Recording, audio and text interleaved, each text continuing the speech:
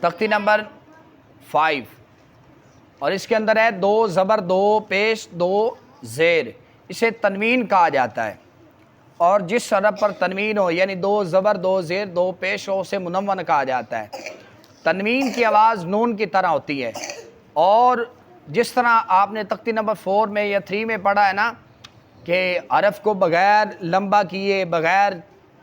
جھٹکا دیے آسانی کے ساتھ پڑھنا ہے، تو اب اس طرح یہ نہیں پڑھنا تا 2 زبر تن، لفظ دبانا نہیں ہے، یا بیک وقت چھوڑنا نہیں ہے کہ حرف کے اندر ایکو پیدا ہو جائے، یعنی تا 2 زبر تن یعنی ڈبل حروف ہو جائے، ایکو سمجھتے ہیں نا، تو وہ نہیں ہونا چاہیے۔ تا 2 زبر تن، تا 2 زیر 3، تن 3، تا 2 پیش تن، تن 3 تن،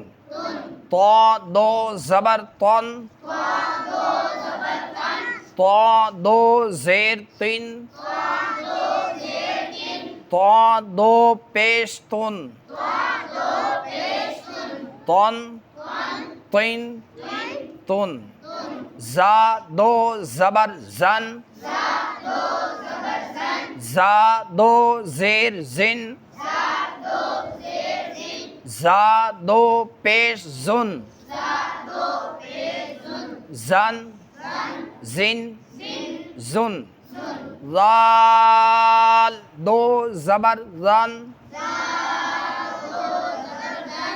زال 2 زیر زن،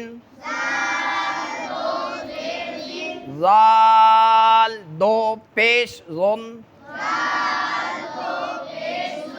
زن زن زن، یہ نرمی کے ساتھ حروف پڑھا جاتا ہے۔ یہ 2 زبر والا 2 زیر والا 2 پیش والا آپ نے پڑھ لیا کہ اس کے اندر کس طرح یہ حروف ادا ہوتے ہیں اور ان کے پڑھنے کا کیا طریقہ کار ہونا چاہیے، تو قرآن پاک کے اندر بھی آپ اسی طرح ہی یہ چیزیں یاد رکھیں کہ 1 زبر 1 زیر 1 پیش جب آ جائے تو حروف کی کیا آواز نکلتی ہے، 2 زبر 2 پیش 2 زیر آ جائے تو حروف کی آواز کیسے نکلتی ہے۔ دعا ہے اللہ پاک ہمیں صحیح معنوں میں قرآن پڑھنے کی توفیق عطا فرمائے۔